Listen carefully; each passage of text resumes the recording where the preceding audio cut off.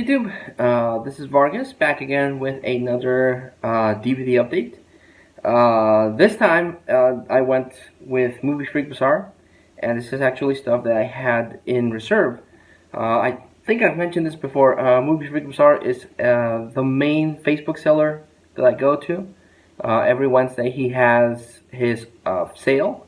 He brings new material in, new movies, and he splits it in a couple of albums. You got your Blu-ray album, you got your special album, your TV series, and your classic. And through him, I buy the classic ones the most because they're the cheaper one. He has this deal: if you buy 10, you get a cheaper price, and that's the one where I find the more interesting things that a lot of people might not care about, but I do. And in the special one, he has the ones that are more popular mainstream, so they're a little bit more expensive, but I don't often buy from that one, but sometimes he does have some cool stuff. So this is 2 weeks worth of stuff that I'm going to talk about, but I'm going to split it. I'm going to do one stuff right now, and the other stuff I'll do in the following video. But before I get to the DVDs, I wanted to showcase this. If you follow me, if you know me, you know that I like collecting masks. It's a thing I do for costumes, for Halloween, for whatever. And through a Facebook seller that sells toys, she sometimes gets some really cool stuff that I buy for my kids. But when she brings masks, I buy for myself. And she had this dragon-looking kind of thing, or a dinosaur. But I like the color black that it has. The only thing is that upon receiving it, it doesn't come with any straps. It's supposed to have like a strap here, so it'll go on the base of the head, and then another strap, so it'll hold on the back. And then it's kind of, the reason why I bought it is because it's similar to the Godzilla mask that I bought, where you open your mouth and it does something. So you would put on the straps here, and much like the Godzilla mask, it has a stripe here on the chin, which doesn't quite. This is made for kids, but I have a smaller size head because I'm 5'5". I'm Wolverine sized. So this, I don't see how this would work on a kid, much less, you know, me. But with all the straps, it goes like this, and it has a little strap, much like the Godzilla one, that fits on your chin here. And what you do is that you open your mouth, and it lights up, and if the strap would just fit a little bit more, I would be able to talk, and it lights up. So the talking part doesn't work as well as the Godzilla one. I like how it lights up. So I'm thinking maybe I can adapt the strap to fit a little bit more on my chin, and then I'll be able to use this as a costume, because the straps, they don't worry me that much. I can just build one myself, or build this like a box so it fits better.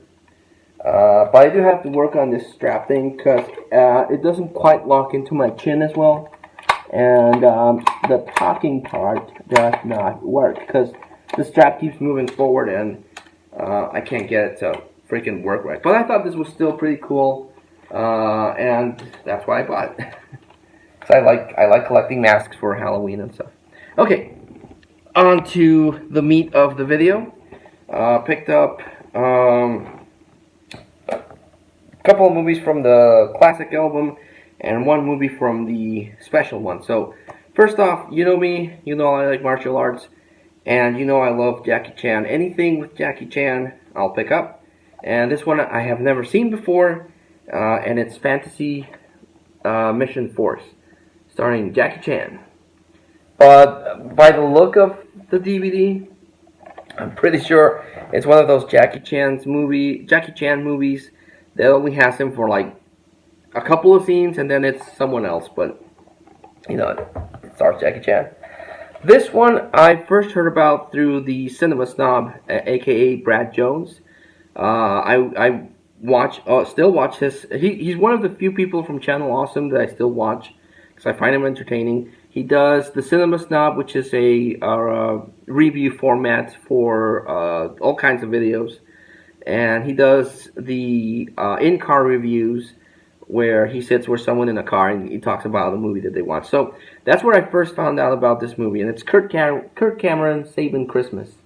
And this thing was so popular in their channel that they went, three different people went to review it 3 times. So they made 3 videos with 2 different sets of people. And this is a Christian movie, which they do a lot in that channel. But this is a Christian movie where it kind of supposedly it was supposed to defend the war on Christmas, because it doesn't. I don't think it happens anymore. But for a while there, everyone was kind of hard on Christmas, like, oh, don't celebrate Christmas because I don't celebrate Christmas, and I don't want you celebrating, but don't celebrate. It was weird, but everyone seems to have mellowed out, at least in Christmas. But this is like in the defense to Christmas, but he comes up with some really weird, really weird stuff. So I've been actively trying to hunt down a copy of this, and I finally found it, and I can't wait to sit down and watch that, because I've seen chunks of it, but I haven't seen the whole thing all the way through. But it looks insane, and I want to see that. I picked up one of the first. I mentioned this when I picked up the first one. One of the first books I ever read was White Fang, so I have a personal love for that one. I was able to pick up. I don't know if I've talked about it or if it's stuck in the pile back at home, but I didn't know there was a White Fang 2. So Movie Freak had this, and I picked up White Fang 2, Myth of the White Wolf.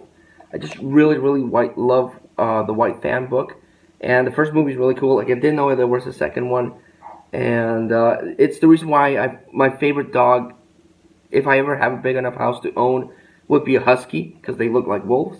But I have a really big love for huskies and wolves in general. But again, didn't know there was a 2. So this one will add to my ever-growing and never-ending Disney live-action movies, because there's a whole bunch of Disney live-action movies. This one is, I don't know if this is the 3rd or what it is, but it's because I don't remember the order, but it's the 3rd time that Tom Hanks and Meg Ryan team up in Joe Versus the Volcano. And the magic of these two was already kind of gone in this one, because they were in You've Got Mail and Sleepless in Seattle. And Sleepless in Seattle is good. You've Got Mail has issues, and then this one's nowhere near as good as those 3. But Tom Hanks is always solid, but the chemistry just doesn't feel there.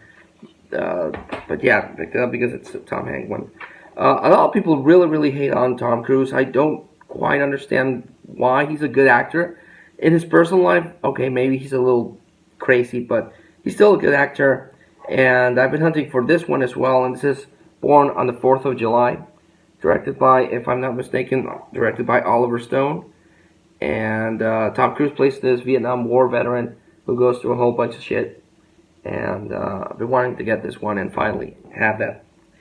This is the one I picked up from the special album, because I got The Conjuring 1 and The Conjuring 2. So I want to build up on the Conjuring universe, and to do so I need Annabelle Creation. This is they already released an Annabelle standalone movie before this, which was supposed to be the origin of Annabelle, but then they released this one, which is the origin of the origin. So I don't know how.